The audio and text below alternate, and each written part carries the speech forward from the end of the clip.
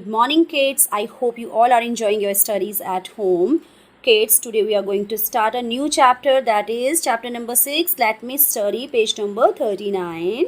And here you will see the conversation between a mother and her child regarding studies. यहाँ पे mummy और बेटे में conversation है, वहाँ पे बातचीत कर रहे हैं किसके regarding? Studies के regarding. In this chapter, mother wants her son to take help from a tutor. इस चैप्टर में मम्मी चाहती है कि बेटा ट्यूटर से हेल्प ले, ट्यूशन्स के लिए जाए और वहाँ पे स्टडीज़ करे. और बेटा ट्यूशन क्लासेस जाना चाहता है या नहीं, we'll read in this chapter. So, let's start. Kids, now look at this picture. Here you can see in this picture, there is a mother and her child. And mother is trying to make him understand कि बेटा आपको tuition classes जाना है और tutor से help लेनी है. But let's see whether the child takes help from the tutor or not. Now we are going to read this chapter. Now look at the first line. Mother. Mother is saying, son, I want you to take help from Mrs. Swami. बेटा मैं चाहती हूँ कि तुम Mrs Swami से help लो. Mrs स्वामी कौन है? Tutor है जो ट्यूशन पढ़ाती हैं. Now Rohit says, Mrs. Swami, what type of help you want me to take from her? Rohit mummy से कहता है कि आप मुझे किस तरह की हेल्प चाहते हो कि मैं उनसे लूँ. Now mother is saying, I want you to go to her house and study there. She will help you in doing your homework. Mummy कहती है कि मैं चाहती हूँ कि आप उनके घर पर जाओ. किनके घर पर? मिसेस स्वामी. और वहाँ पे स्टडी करो. She will help you in doing your homework. और वो तुम्हें हेल्प करेंगी आपका होमवर्क करवाने में. Rohit, I am sorry to say that I will not be going to her. You are my mother and I can always take help from you. Rohit कहता है कि सॉरी मम्मा, सॉरी कहता हूँ लेकिन मैं वहाँ पर नहीं जाने वाला हूँ. आप मेरी मदर हो एंड मैं आपसे हमेशा हेल्प ले सकता हूँ. नाउ मम्मी क्या कहती है? Rohit, I know that, but I don't know the fraction sums that you are doing. The descending order in unlike fractions confuses me. Now, मम्मा क्या कहती है कि बेटा मुझे पता है कि आप मुझसे हेल्प हमेशा ले सकते हो, लेकिन मम्मी कहती है कि मुझे पता है बट बेटा मुझे फ्रैक्शन सम्स नहीं आते हैं जो तुम आजकल कर रहे हो.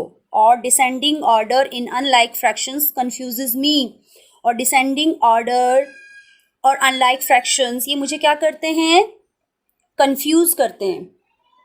नाउ रोहित, अब रोहित क्या कहता है? Mom, that is very simple. ये तो बहुत सिंपल है. My teacher has explained it to me very nicely. मेरी टीचर ने ये मुझे सब बहुत अच्छे से एक्सप्लेन किए हैं. And that too in an interesting way. और वो भी बहुत इंटरेस्टिंग तरीके से सिखाए हैं. I don't need any extra help. और मुझे किसी भी एक्स्ट्रा हेल्प की कोई ज़रूरत नहीं है. सो किड्स, हमने इस पेज पे देखा कि मम्मा रोहित को ट्यूशन क्लासेस भेजने के लिए रेडी कर रही हैं. बट रोहित नहीं जाना चाहता है tuition classes. Now we will read next page. Kids, now we have page number 40 and the conversation is still going on between mother and her child. Now look at your mother. Mother is saying, son, I want you to spend some extra time on studies. Mrs. Swami is a good tutor. Mummy कहती है कि बेटा मैं चाहती हूँ कि तुम कुछ एक्स्ट्रा टाइम स्पेंड करो अपनी स्टडीज़ में. मिसेस स्वामी क्या है? एक अच्छी ट्यूटर है, बहुत अच्छी ट्यूटर है. Now Rohit is saying, mother, but I don't want to spend extra money on studies. You know how hard Papa works. I don't want his hard-earned money to be wasted on tuitions. ना रोहित क्या कहता है? अब mummy कहती है कि Mrs स्वामी बहुत अच्छी ट्यूटर है और मैं चाहती हूँ कि आप उनके पास जाओ और एक्स्ट्रा टाइम स्पेंड करो स्टडीज़ में. लेकिन Rohit is not ready for that. Rohit कहता है कि मम्मा, बट मैं एक्स्ट्रा मनी को खर्च नहीं करना चाहता स्टडीज़ में. मैं ज़्यादा पैसे स्टडीज़ पे नहीं स्पेंड करना चाहता हूँ. यू नो हाउ हार्ड पापा वर्क्स. आपको तो पता है कि पापा कितना हार्ड वर्क करते हैं. I don't want his hard earn money to be wasted on tuitions.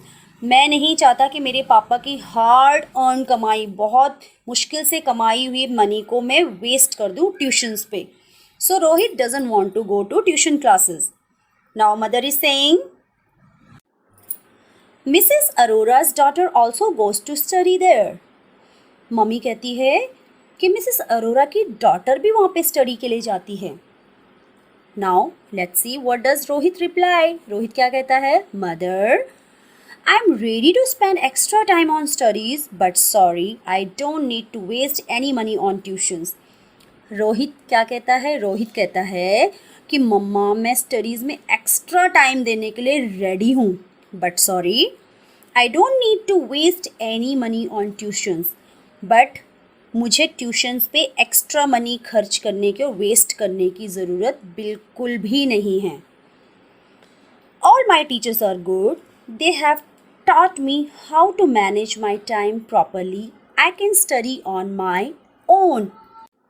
Rohit आगे कहता है मेरी सारी टीचर्स बहुत अच्छी हैं.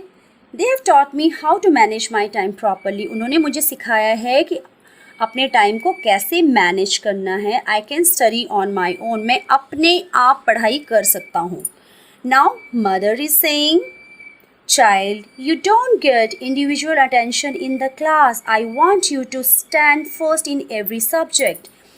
अब मम्मी कहती है कि बेटा कि तुम इंडिविजुअल अटेंशन क्लास में तुम्हें नहीं मिलता है, कि मतलब क्लास में तुम्हें टीचर तुम्हें इंडिविजुअली तो पढ़ाएगी नहीं, सारी क्लास को एक साथ पढ़ाएगी, तो तुम्हें वहाँ पे इंडिविजुअल अकेले अटेंशन नहीं मिलता है. I want you to stand first in every subject. मैं चाहती हूँ कि तुम हर सब्जेक्ट में फर्स्ट आओ. Now Rohit says, Mother, my teachers follow the latest methods and encourage every child. I understand everything in the class. Rohit कहता है मम्मा मेरी टीचर्स क्या करती हैं? लेटेस्ट मेथड को फॉलो करती हैं एंड हर बच्चे को एनकरेज करती है. किसके लिए?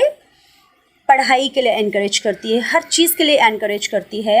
And I understand everything in the class. और मुझे क्लास में सब कुछ समझ में आता है. Now mother says, do you really understand everything? Mummy कहती है कि क्या तुम सच में सब कुछ समझते हो? Rohit, yes mom, I try my best to learn everything in the school itself. Rohit कहता है, नाउ रोहित क्या कहता है कि yes mom, I try my best to learn everything in the school itself. कि मम्मी मैं अपनी बेस्ट कोशिश करता हूँ, बेस्ट करता हूँ क्या सीखने के लिए? कि स्कूल में ही मुझे सब कुछ समझ में आ जाए. मैं पूरी कोशिश करता हूँ कि मुझे स्कूल में ही सब कुछ समझ में आ जाए. Mother, that is great. I am glad my son understands the value of studies. ये तो बहुत अच्छी बात है. मैं बहुत खुश हूँ कि मेरा बेटा स्टडीज़ की वैल्यू को समझता है. आई नीडेंट वरी अबाउट एनीथिंग. मुझे अब किसी भी चीज़ के बारे में वरी होने की ज़रूरत नहीं है. Rohit, now you need not think about Mrs Swami too. तो रोहित कहता है कि अब आपको मिसेस स्वामी के बारे में सोचने की ज़रूरत बिल्कुल नहीं है. So kids, what did you learn from this chapter?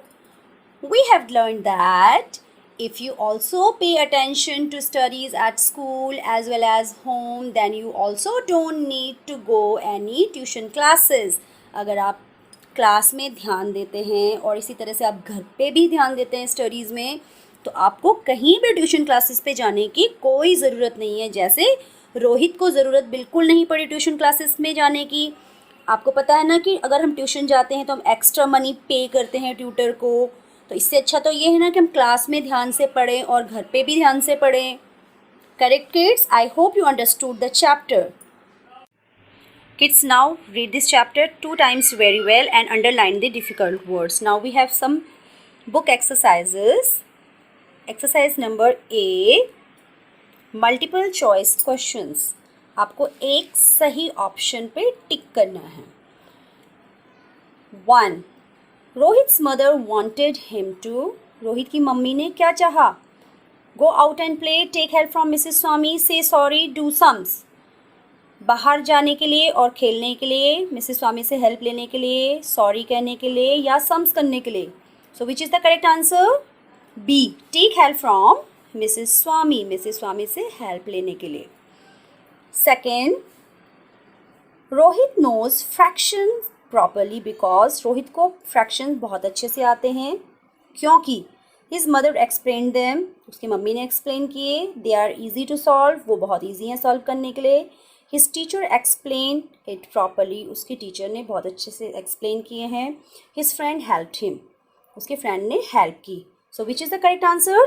उसको फ्रैक्शन सम प्रॉपरली क्यों आते हैं? क्योंकि his teacher explain it properly, उसकी टीचर ने बहुत अच्छे से एक्सप्लेन किए हैं. So C is the correct answer. You have to put a tick here. Third, Rohit does not want to go for any tuition because Rohit tuition के लिए नहीं जाना चाहता है because he doesn't want to waste his time in tuitions and study himself. He doesn't want to waste his father's hard money. He wants to play outside or both. So what is the correct answer? He doesn't want to waste his father's hard earned money. वो अपने पापा की मेहनत से कमाए हुए पैसों को वेस्ट नहीं करना चाहता है. So B is the correct answer. Now next is Rohit's mother is no longer worried because he understands the value of studies. He doesn't study. He is ready to take help. He likes to play. अब उसकी mummy worried क्यों नहीं है? रोहित की mummy, कौन कौन से options हैं? A, B, C, D. And the A option is correct because he understands the value of studies. उसकी मम्मी को पता है कि अब रोहित को पढ़ाई की वैल्यू पता चल चुकी है, तो उसकी मम्मी को कोई चिंता नहीं है. Now number 5, the word confuses means, confuses का मतलब क्या है? You have to tick correct answer. A, difficult. No. B, unable to think clearly. B is the correct answer. Kids, now this is page number 42 and exercise number C. Correct the spellings given below to form the meaningful words. You have to correct the spellings. Spellings को correct करना है. Look at A. Tution. Tuition. This is wrong word. So the correct spellings are Tuition. Tuition. Tuition. Written Written. Written. Writing Writing. Decision Dicision.